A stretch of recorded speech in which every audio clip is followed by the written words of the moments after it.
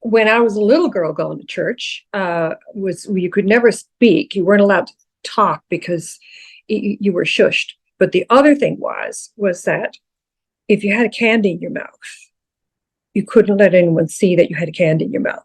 So try to suck one of those peppermint mints, the knobs, peppermint knobs, because somebody always had one in their purse. Trying to suck a peppermint knob in your mouth without moving your mouth. Try it. Try it. I grew up just like any other kid in Newport, Newfoundland. Around, on, and sometimes even in the water. I grew up wanting to be a sailor, just like my father. I eventually sailed on ships all over the world for 20 years. Then I met this guy, Greg Wells. He bought a 100-year-old church in my hometown. Along with a great team of people, there's some very special things happening there. My name is Ryan Gates. This is my hometown of Winterton, Newfoundland.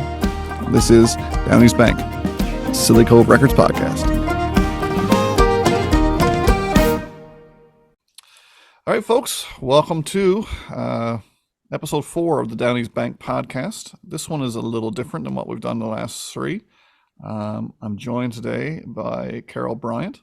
Carol's got some interesting stories to share with us about. She's been a supporter of Trinity Hall before most people knew what Trinity Hall was. It was very early on. We received a message from Carol saying that she had some things we may be interested in that she'd like to donate to the project. But we'll get into that shortly. I wanted to first let Carol introduce herself and her connection to Winterton and family connections, music, whatever you want to talk about. That's what I'm interested to hear. Okay. Fair enough. I grew up in Winterton at a young age. My family moved there when I was about 17 months old. We did live on the other side of the bay in Port Union. And sadly, my father drowned at sea, which brought us back to Winterton, where my mother grew up. So we lived with my grandparents for a while, and I grew up in Winterton. Winterton, I knew like the back of my hand, where I went sliding in the winter, went to school. I went to school when we had 3 separate schools, when every religion had a school. I went to school before integration, and I remember how the town came together. Growing up, I was on one side of the harbor, and it's not uncommon for someone to not know people on the other side of the harbor. I know that sounds kind of weird, but back then, you kind of stuck to your side of the harbor. And we had the Anglicans, and we had the United, and we had the Salvation Army, and we all kind of went to our own respective churches. And so I have been in the town to see the integration of the school system and to see the coming together of all the religions and although we had our separate churches to go to, the community came together over the years. And growing up, Winterton is as much my hometown as anything would ever be, even though I wasn't born in the area. I know everybody there. When I go to the museum, I know I looked at all the pictures when I went there, and everybody I knew that had passed on, we were all there in the community. And my memories were just flooded with how I grew up and how these people played a role in my life. And more importantly, going to the Anglican church was part of my life. I sang in the choir there. My brothers sang in the choir there. My mother did. My grandparents. Going to church, went to church twice on Sunday and Sunday school in the middle of the day, and all points in between.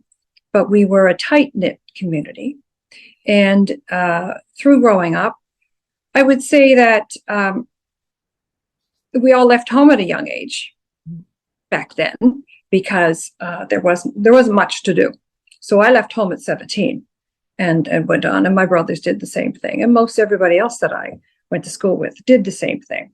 So coming back to Winterton would be to come back to visit parents and grandparents. Mm-hmm. And so I've always been back and forth to Winterton. And I know pretty much everybody that's out there in my mother's generation that passed, and in my generation, that not many people are living there. But what I do find, a lot of people my age are going back after retirement and settling back in. So the community is growing again that way. And so I run into people now that I grew up with when I go out to visit my mom. Yeah. And I feel really excited about what's happening with Winterton. And I just feel, and I've watched a lot of the people respond to the site. and about how connected everybody still feels to the community. And I think that's really important. And I think that's what's going to bring a lot of people back into the community, and especially having Trinity Hall kind of act as kind of like a catalyst to bring people back to the community, because I just feel like there's such a connection there, and this is a bond. Absolutely. I mean, to tie it all together for people who don't know the whole connection, Carol mentioned the Anglican Church, which is St. Luke's Anglican Church, and she mentioned Trinity Hall, which is one and the same. So St. Luke's Anglican Church closed its doors permanently several years back now, was deconsecrated, and the church goers now go elsewhere. But that is, of course, the building that's been purchased by LA-based record producer Greg Wells, and that's where this podcast all stemmed from. So it's and I fully agree with your synopsis on the bringing people back. I left Winterton at 18. Haven't really been back since. I again, it's still home. I mean, I got a beautiful place here in North River. That's my wife's hometown. We live here. Our kids are from here now. They moved here at a young age too. We were born, both boys were born in St. John's, but once they were born, we decided we wanted the same upbringing that we had.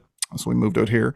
So this is their home. But Winterton has always been my hometown. It always will be. It's just where I grew up. Like I said, like you, I knew all the streams and rocks and the whole, it's just you gather that upbringing, I guess, from not being stuck to an iPad and being out and about with your friends and everything else. I mean, we grew up when Winterton was a really strong softball community, when, anyone and everyone played softball 4 or 5 days a week on the softball field, because that was our sport and that's what we did. So I always had a strong connection to home as well, and I purchased an old home in Winterton.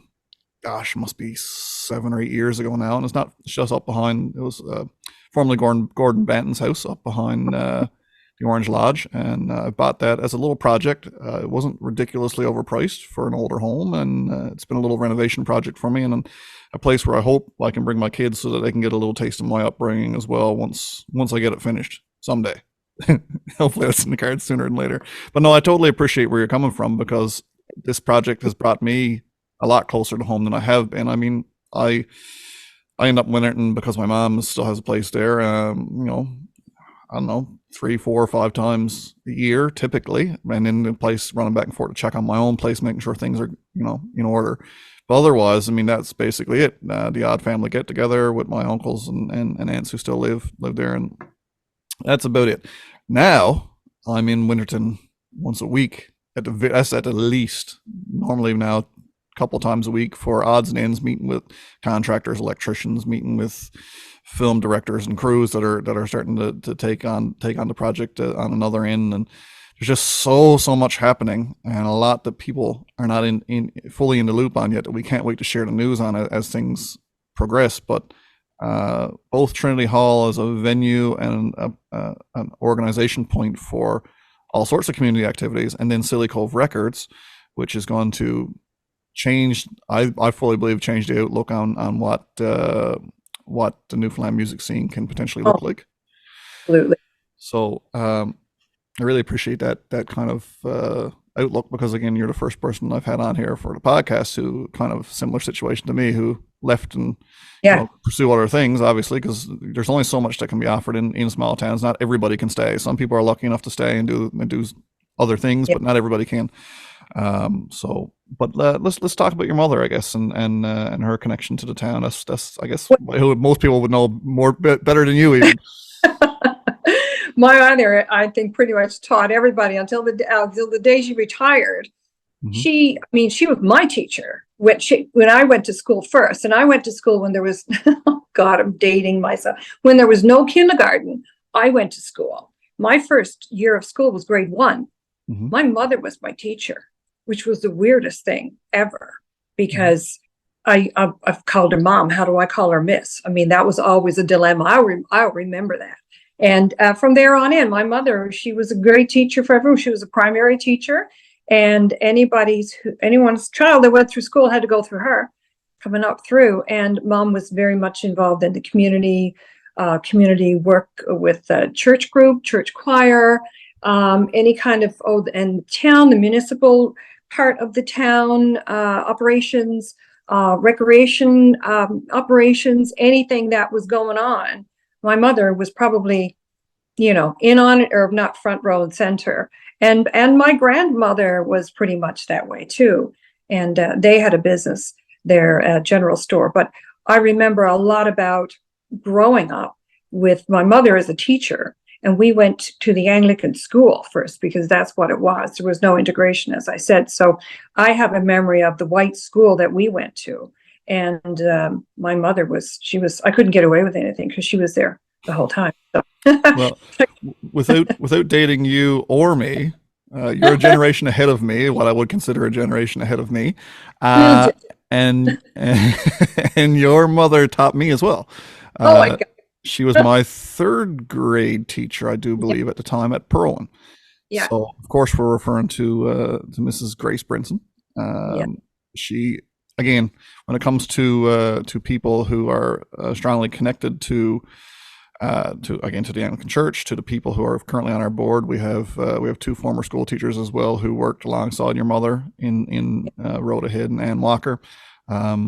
Again, there's been, because Winterton has had the elementary school for so long, the integrated elementary school, it's been a hub for educators, for teachers.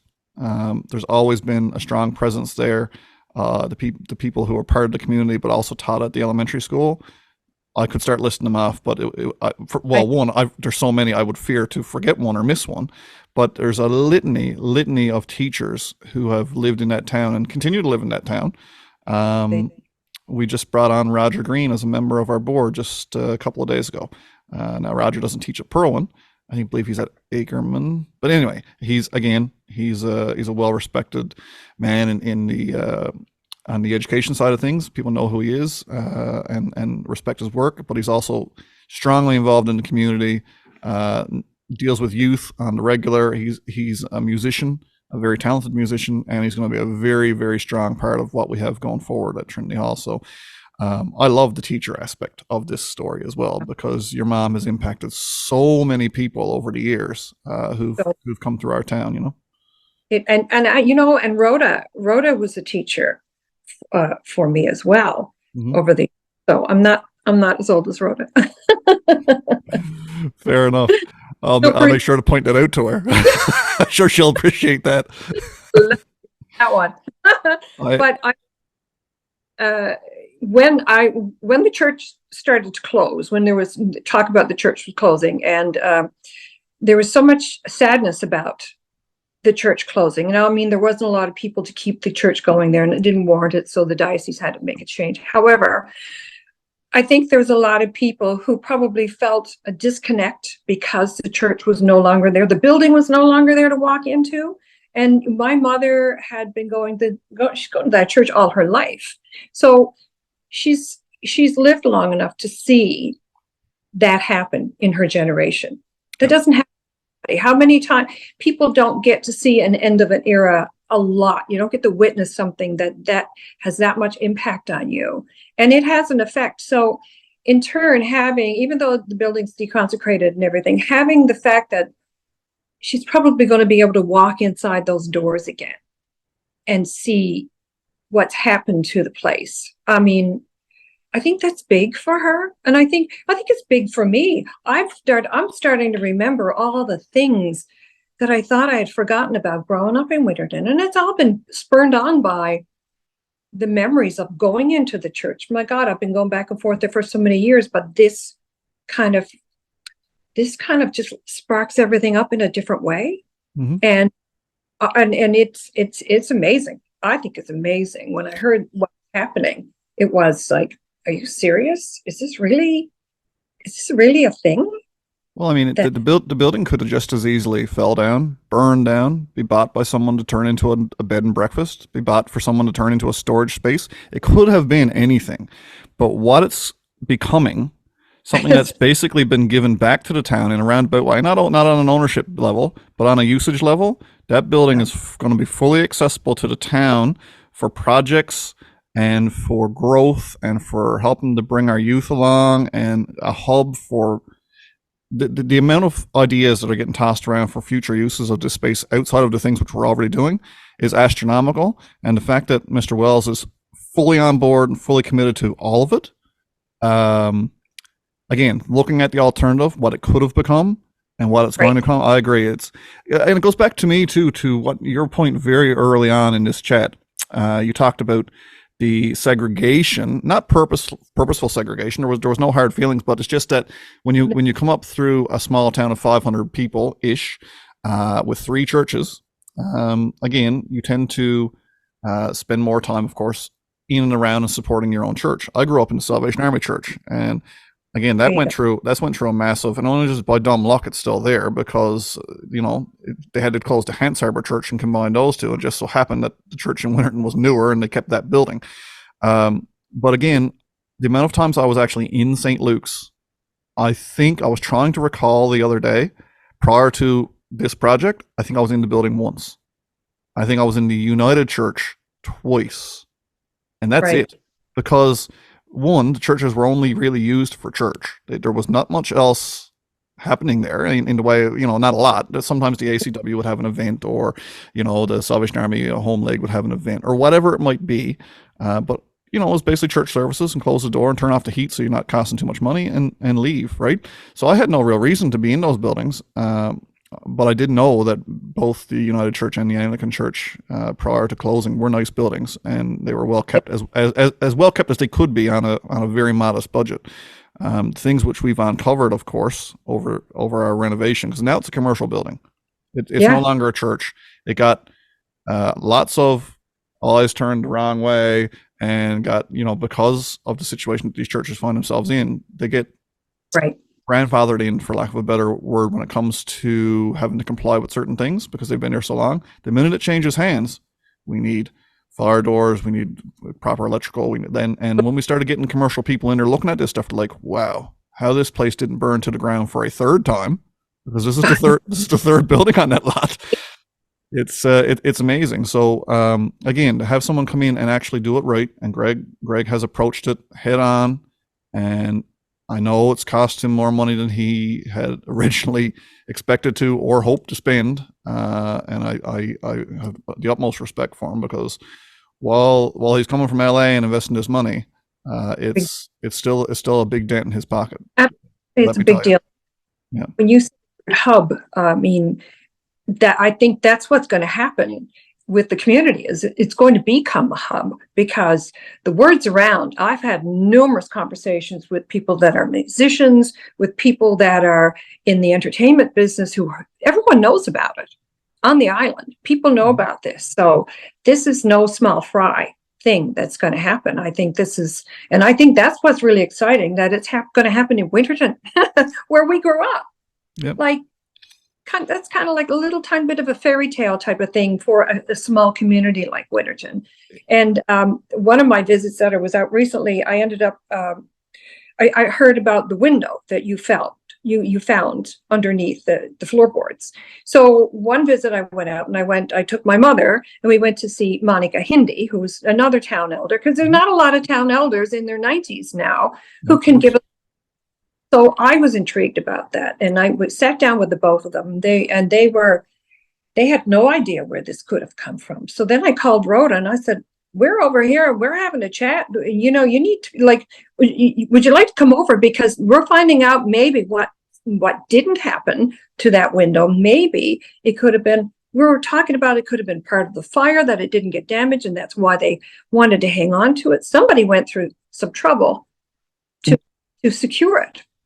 And I think it's older than the building is. There's no question of that in my mind. You can see it as all hand carved. That window might be one of the oldest church windows in North America.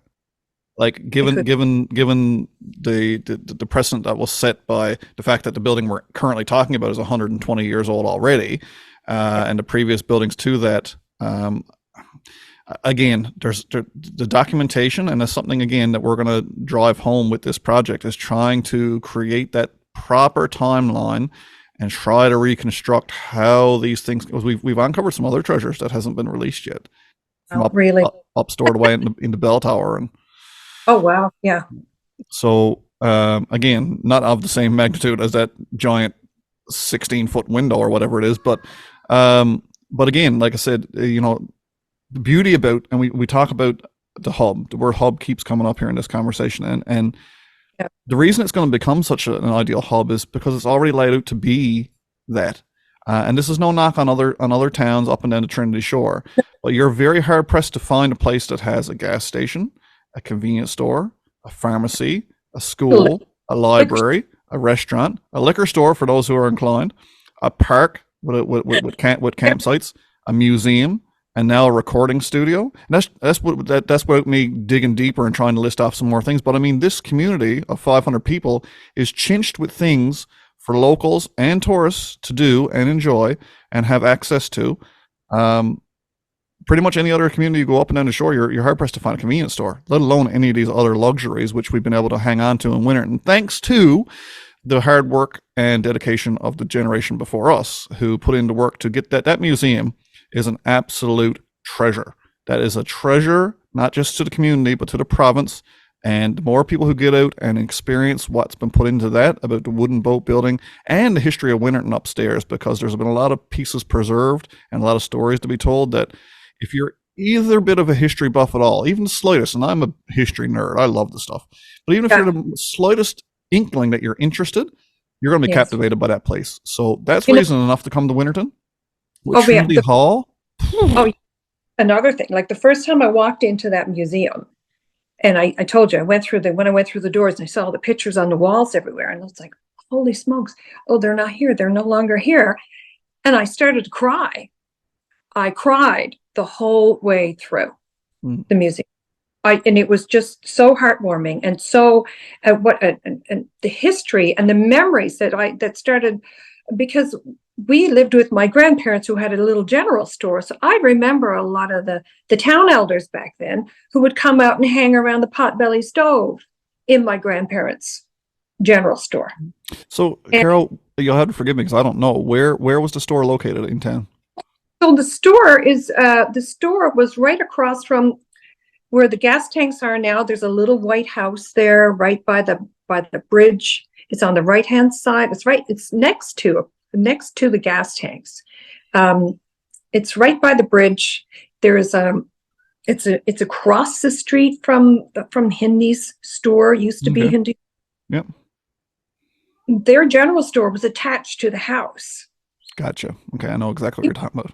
We just went in through the little pantry and boom, there's the store, and it had everything in it. Yeah. My God, you can get anything and everything. I remember everything about that store, but I remember all the people that used to hang out in the store.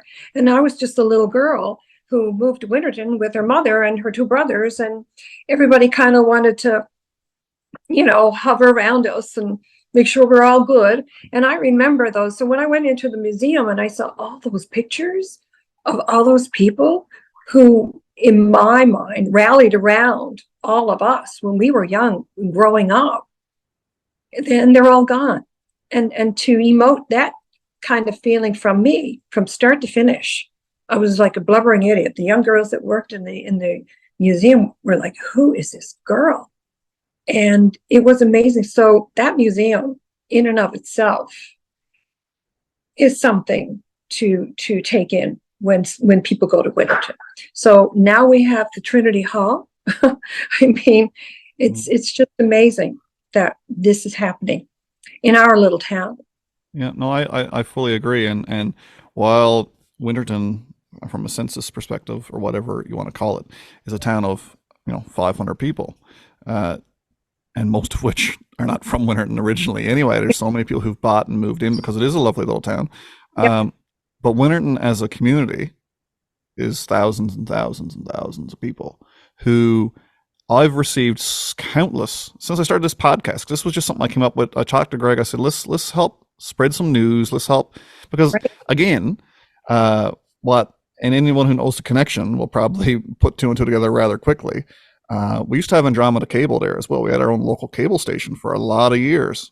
And my mother, Audrey, was the local television host who hosted a show called Community News and Views. And her co-host was Rex Piercy, again, man who grew up, another educator, Um, but again, I said let's modernize that. Let's do it again because it was a huge hit. We sat around and watched community news and views, even though it was my mom. We'd sit around, we'd watch the broadcasts and hear all the stories. They'd have episodes where people would come on and talk about artifacts and antiques and things and all those tapes are now over at the museum. They're slowly getting them digitized and slowly cataloging all this information.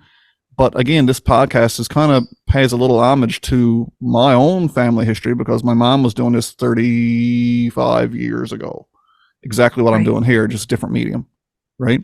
So, and like your mother, who supported the church and spent all those times, fundraising and doing all the things that need to be done to keep the lights on. Now you've had your little input into the new side of the church with the antiques now that you guys have been able to donate. So let's talk about that because that's really the and each piece has such a unique story to them, and so let me back up a tiny bit.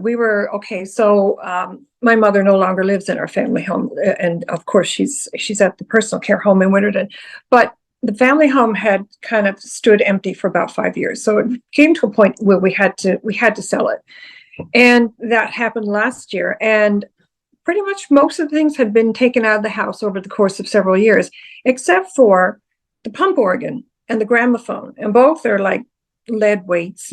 And because they have a little, and that because I think you you haven't got to tell me, but continue. A fella came with a truck, and it's like my brother's like, someone's going to take it out of the house, So here we are. We're down to the wire. The house is being sold. That now we're down to like the very last things that got to come out of the house that we kind of put off. And those two things were there, and we were down to the wire with this. And the boys, my brother, I call them the boys, were like, okay, well, it's going to the dump because nobody wants it.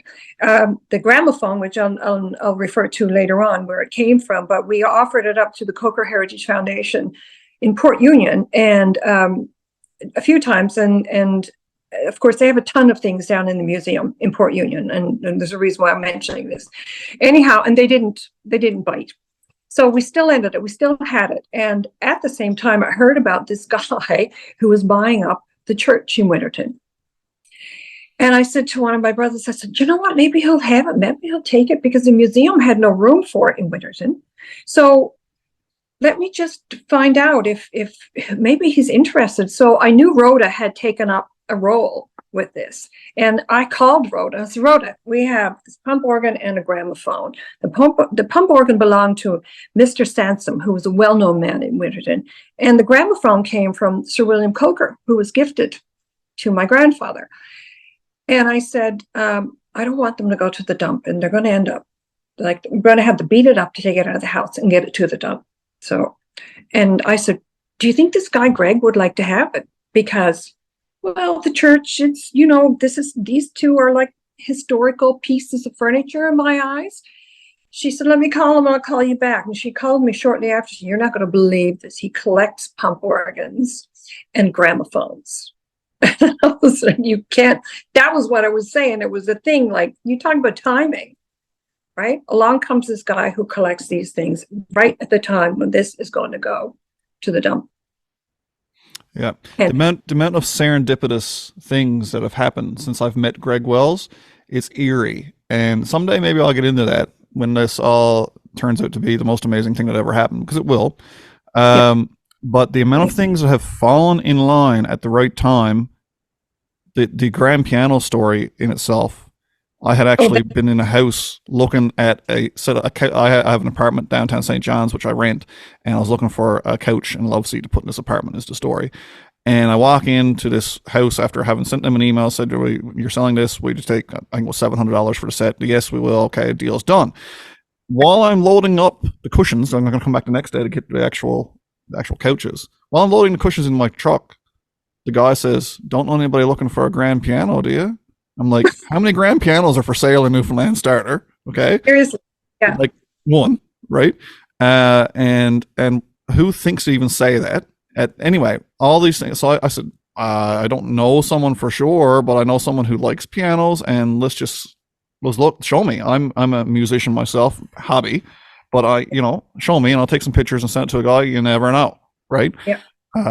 And of course, it was quite a lot of money, but I sent the photos to Greg, and he's like, "Wow, what a beautiful instrument!" He said, "I would absolutely love to have it, but given the amount of investment currently in the building and what I've got facing me, I simply cannot. Like, we're not unlimited pocket depths here, No. and it's still stockpiling when it comes to the cost of renovating this building. But anyway, so I said, "Yep, no problem," and I just dodged on my merry way, and not 2 weeks later, on his own accord, not referencing that particular piano at all, this donation of a piano offer came through, and the gentleman, Mr. Tucker, who donated the piano, looked up and found that listing on his own and reached out to Greg. And Greg's like, "I'm familiar with the piano. I already had someone look at it by accident. And yes, 100%, yes, yes, yes, thank you, thank you, thank you." And now we have one of the nicest grand pianos on the island, sitting ready for use at Trinity Hall for concerts and for live recordings, whatever it. So, like I said, that's just one thing. Like I said, the serendipitous of all this is become quite clear that there's a higher power at work in all this, and I don't really fully understand why or how, but here we are. So let me just tell you briefly, the pump organ belonged to a guy by the name of E.J. Sansom, I was born in the late 1800s, sorry, and he's from Winterton. He was an only child. He wanted to be a doctor, and his parents didn't want him to leave, so he didn't become a doctor, but he ended up with a business, a general store in Winterton, and he was well-loved, and he actually played an organ. He played organ for the United Church, I found out. And now, so who knows, maybe Greg's grandfather and him may have known each other over those years. I would assume it's impossible for him not to, if that's the case. I know, but he was Anglican. And, but I guess, you know what? He just probably played around, pun intended. However, this pump organ belonged to him. This guy, he wanted to be a doctor so badly, he basically turned into the resident doctor of Winterton. He had no formal training. My mother tells a number of stories about how she split her knee open, fell onto rocks or whatever. Mr. Sansom, he was the one who sutured it up. If there was an accident, he ran to the scene of the accident. He saved my grandfather's life, Fred Hendy, my grandfather, who worked for Mr. Sansom when he was younger, and they were close. My grandfather ended up with his general store. He had gas tanks, he had taxi service, a little bit of this and a little bit of that. One story that he was doing a taxi run across the Heart's Content Barrens in a snowstorm with a horse and sleigh. He barely made, listen. Okay, continue. Right? He came home and he fell at the doorstep. I guess he was very close to death, hypothermia. Mr. Sansom knew exactly what to do. He took my grandfather, he slowly warmed his body up, and he slowly brought him back. I mean, these are like, there's tons of stories. I can go on and on with stories, because when I was asking around about him, and I heard about him when I was growing up, he was no longer there.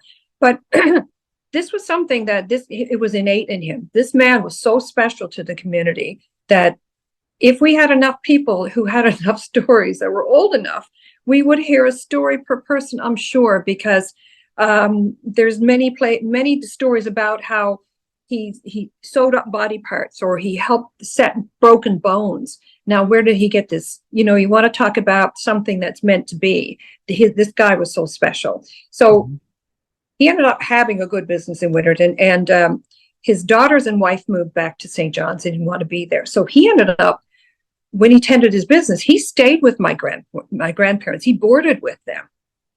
So this is how the organ got passed on to them. He gifted the organ to them. I grew up growing up in my grandparents' house, watching my grandmother and grandfather play this organ.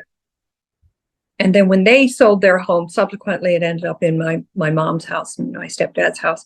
And I played it growing up a little bit, not a lot. But so it's been a part of our family and the history that comes from it. I mean, I think these people deserve to be remembered because of who they were. and what they were in the town and what they meant to people. Yeah. And I'm so happy that this pump organ has found a home because this guy, Mr. Sansom, the pulpit that was in that church was donated there in honor, I think, of his father, and even one of the serving tables up by the Eucharist rail was donated in the memory of his mother. So this guy, like this pump organ, is going back into a building, really, that has a strong history connection to the person who owned the pump organ.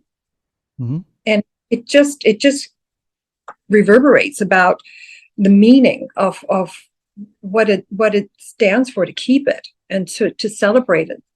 What you're going to find, and a quote that I hear from Greg often, you talk about everything coming full circle and all this coming together. Greg often, whether it's publicly or privately, will use the phrase, "We're standing on the shoulders of our ancestors." And this whole project, when I think about those things, I think about the connection that our ancestors would have all had together at the same time, doing the same sort of things in a different era than what we're doing currently, and how all this is coming full circle with a man from Los Angeles, me who's living over here, you who's living there, and we're all drawn back together with these items and buildings, and which actually mean nothing. It's the memories and the connections and the stories which really matter, and that's what we want to preserve. The items are simply just handmade or built items, but they represent that connection. And to see it all come full circle and come back together, it's coal shiver stuff for me. It really, I find it emotional because when I got that pump organ, that represents my grandparents who are no longer here, who played a huge role in my life. And to hear the stories of of the role that Mr. Sansom had in the town's people's lives, and just to be able for us to have had it this long for some reason. I think, well, that's why we had it for as long as we have, so we could return it back to a place that, it can be celebrated and the story can be told of where it came from, and celebrate people that had it. Now, I had a question for you. Now, Sansom's store, would that have been over in the vicinity of where the funeral home is currently? Is that old? No? I tell you, store was, because I sat on the step. That building was intact for quite a while. Right across the road from my grandfather's store was Hindi store, Ray Hindi store. The older building had these huge concrete steps that looked massive when I was a little girl, and I lived right across the road in my grandparents' house, and of course. That was his store. Mr. Sansom's store was massive at that time, for that era. For me as a little girl looking over at that store, other people had bought it, and then from there, Ray Hindi ended up with, so it became Hindi store, right? Yeah. That building was Mr. Sansom's store. Okay. Now, this is the kind of stuff that, again, I love this stuff, Carol. I do, because the history of it all is just captivating for me. I remember I sat on those steps. We have pictures of my God, of people long gone, where the men would go sit on Mr. Sansom's concrete steps. And at the end of the day, no different than across the road, they'd come into my grandparents' general store and sit by the potbelly stove. Yeah. I mean, and it goes back again. What you're talking about rings true to me, because it's the name of the podcast. It was a gathering point, a place where people got together. All these community hubs. If it was Sunday, it was a church. If it was a Monday, it was the general store. If it was a Tuesday, and it was the post office. It's all about, for me, the coming together of people. Where we do it, how we do it, whatever, that's indifferent to me. The whole project, this podcast, Silly Cove Records, Trinity Hall, the essence remains the same for all of it. Is people coming together, sharing. Documentation is going to be a big part of what we do, and we're hoping to, as we develop what we're doing here, work in conjunction with, the museum, and when we can get some student grants and get some historical grants and this kind of stuff, to get some more research done and help things along, because there is so much to tell. There's so much to tell. There is so much. Back to the gramophone. Let's talk about that. Okay, so the gramophone was gifted from Sir William Coker to my grandfather, which in turn was gifted to us, along with Coker's Island, which is in Notre Dame Bay, and my two brothers and I own Coker's Island. I'll back it all up. My grandfather was orphaned at the age of 12 and was in the Anglican orphanage in St. John's when Coker came and took my grandfather out of the orphanage when my grandfather was 14 years old. My grandfather went and lived on Coker's Island, Cokersville back then, with Coker, who had a farm there. And of course, there's tons of books written about Coker, Sir William Coker, the founder of the Fishermen's Protective Union. My grandfather, actually, the Great Sealing disaster that happened in Newfoundland, Death on the Ice, the book written about that. My grandfather accompanied Coker on that run because Coker went out to investigate how the sealers were treated, because he felt they were being treated poorly and they weren't being taken care of when they were out there on the ice. So my grandfather was with Coker when that happened. He was on that voyage. And I mean, so this is the kind of history that's attached to these types of things with these stories. My grandfather went on to help Sir William Coker build the town of Port Union, which is the first union-built town in Canada. And that town was totally self-sufficient. They had its own hospital, its own hydro plant, its own newspaper, its own movie theater. My grandfather traveled the world for Coker to get people to come back and trade with the trading company in Port Union. There's so much history there alone with that. And so the gramophone was gifted to my grandfather, and of course, subsequently gifted to us. I remember growing up, we're playing the gramophone with these massive weighted records that are included with that. There's a drawer that's in that component that's all these records, and they're the thick records. I don't know, they're probably about a quarter of an inch thick. They're the old. We would wind it up. We'd wind up the gramophone and we'd sit there and we couldn't believe it actually worked from all these years. I mean, my grandfather and Coker were in the late 1800s. So we're going back quite a ways. So to be able to pass this on to me, because there is some history there as well with Coker and my grandfather, and he helped pioneer some things with Coker. I think that's a pretty big deal. And it's a bigger deal that it ended up in our hands all these years. And now to have the opportunity to pass it on to me keeps the memory of all these people alive too. Like you said, it's furniture, but you know what? There's memories attached to this. There's history, there's energy. The energy that's with this, I think it's pretty incredible knowing the role that it played in people's lives. Well, and to put my stamp on this and my view on where all this comes and ties together is that the history is one part of it that we love. It's amazing history. You talked about your grandfather playing this pump organ, and then your mother playing it, you playing it as a child. Who knows who played that pump organ? But who knows who's going to play it? Because when Courtney Wicks recorded her debut album at Trinity Hall last October, talk about serendipitous, the date that I picked to get this done when Greg was going to be home turned out to be Courtney's birthday. So there was no other piece we were in the annex area, of course, and we surprised Courtney with a cake.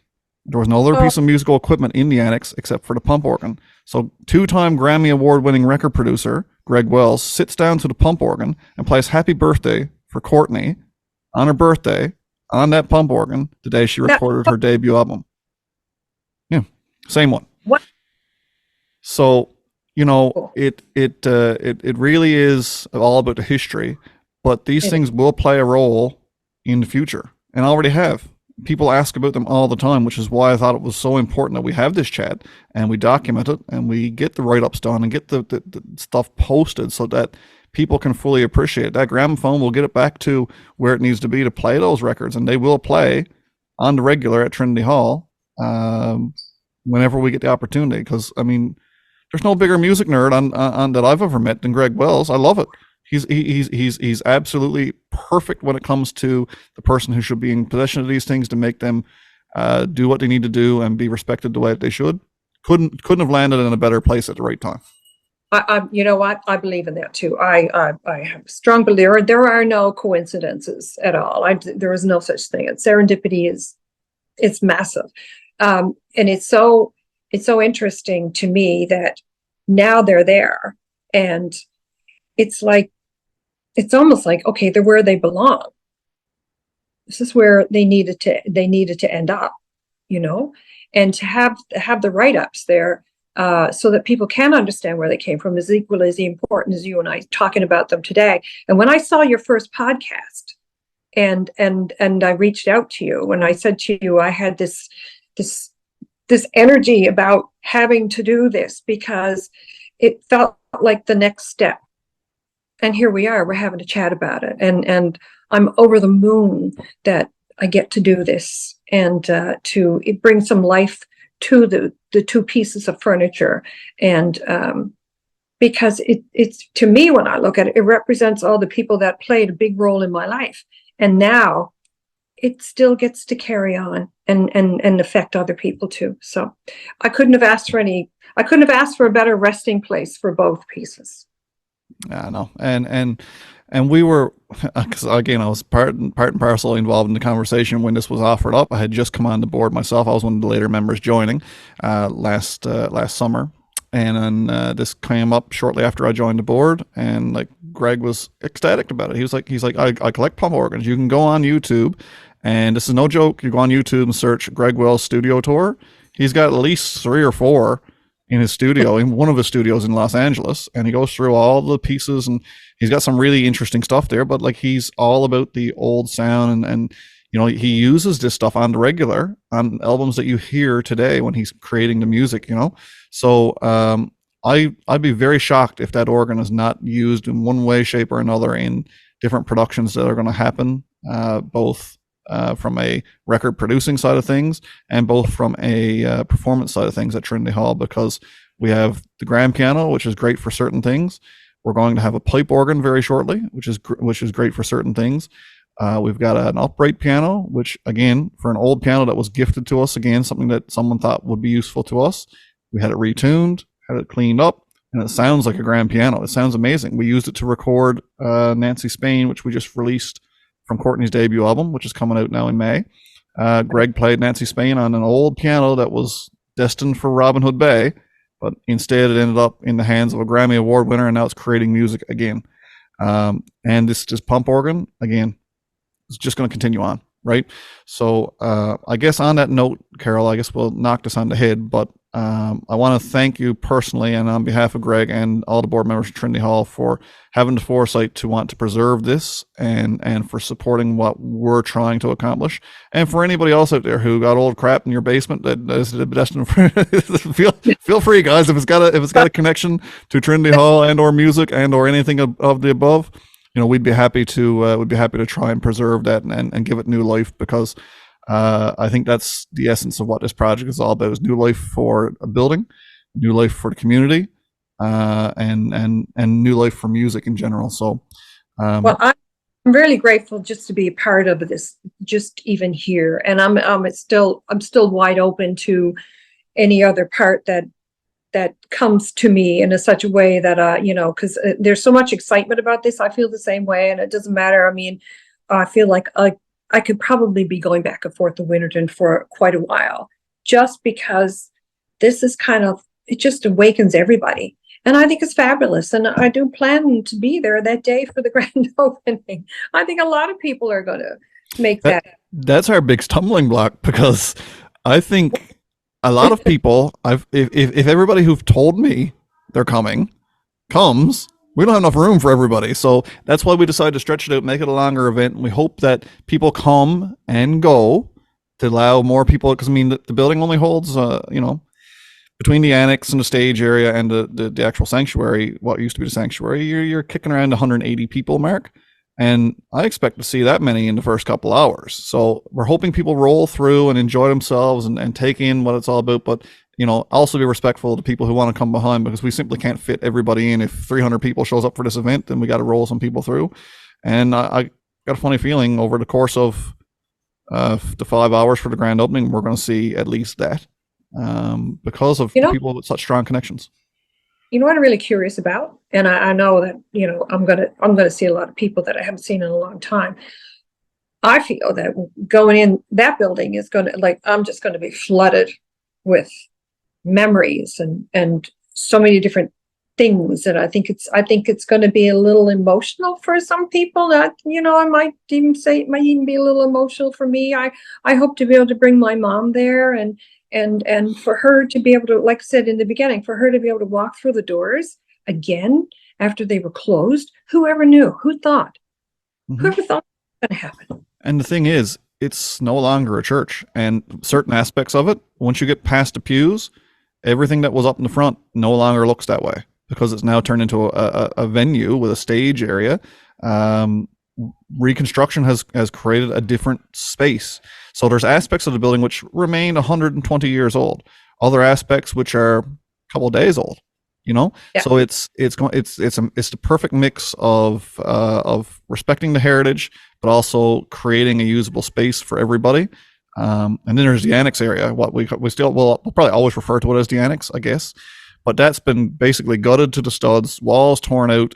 That is just, you will not recognize it. There's a now control room area built into that for a recording studio, wheelchair accessible bathrooms, open concept kitchen, artist lounge area, all coming together as we speak, being documented as well. You'll all get to see that through a documentation process, which we're currently working on with filmmakers, local as well, in Brad Tuck and Stephen Green. Brad from Hants Harbor, of course. Again, strong connection to the church. His grandmother went there. He, as a young boy, went there with his grandmother. So, again, all these people, that next generation coming back and pulling all this together. Thanks. There'll never be enough thanks to go around for Greg Wells. Never in a million years. And I think when I walk in through the doors, I think I'll find the church, because all I have to do is just look up and I'll see that. Because I've stared at that for years and years, that will always look like the church to me, because it's great. It's a great structure, and architecturally. But anyhow, all that being said, I'm so grateful for this chance to be able to just sit down and have this little chat with you, and we'll get the little write-ups to accompany the furniture when it finds its final resting place, and I think we'll celebrate it like everything else. Yeah, absolutely. All right. Thanks so much, Carol. I again, on behalf of myself, Greg, the board, thanks so much for your support. If you guys enjoyed our chat today, the Downey's Bank podcast, of course, is on, you can see the video portion on YouTube. Just search Downey's Bank podcast. You can also listen to the podcast on any of the streaming platforms online. We're on Apple Music, Google Podcasts, Apple Podcasts, Spotify, Stitcher, iHeartRadio, you name it, we're there. Search Downey's Bank podcast and you can listen there. And of course, it always helps to hit the old like and subscribe button, and give the post a share if you see it on Facebook too, because all these stories, we want to get it out there and let people know about our project and our little town and how amazing it's about to be. A lot of people are already talking. We'd like for some more people to start talking. So again, thanks so much, Carol, and I'm sure I'll be seeing you in the very near future.